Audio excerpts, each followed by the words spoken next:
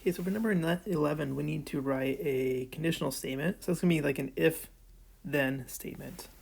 So we're going to say if a parallelogram is a rectangle, then it has 4 right angles.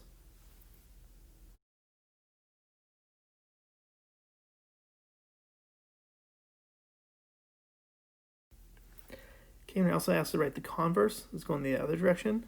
So I say if a parallelogram has 4 right angles, I say parallelogram because here it says it, so I need to state what it is first. So if a parallelogram has 4 right angles, then it is a rectangle.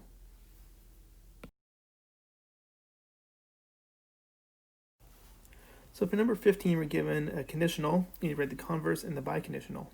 So the converse is going to be switching the other way. So you do the conclusion first and the hypothesis next. And so it's if a triangle is a right triangle. Here again, instead of it, I'm using the word triangle. So if a triangle is a right triangle, then it contains a right angle. Then the biconditional statement is doing the if and only if in the middle of that. That would be a triangle contains a right angle if and only if it is a right triangle.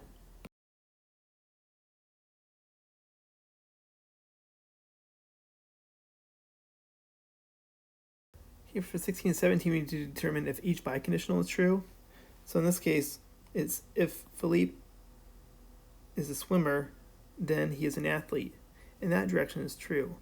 But this biconditional is if and only if. You say if Philippe is an athlete, then he is a swimmer. And that is not true. He could be something other than a swimmer. And so in this case, my counterexample will be that Philippe could be a basketball player.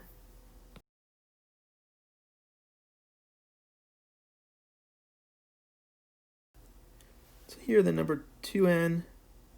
So if the number 2n is even, then n is an integer. And that's true. Any even number can be divided by 2 and get a whole number. And then the converse of that would be if n is an integer, 2n is even. And that's true. Any number, and you double it, you're always going to get an even number. So that's what makes that true. So in 18, the circle is a set of points in a plane that are a fixed distance from a given point. We need to write the biconditional for that.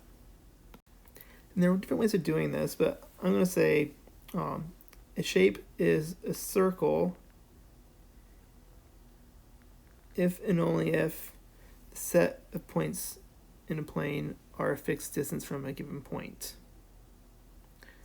So it's saying that if the set points on a plane are a fixed distance from a given point, then you have a circle.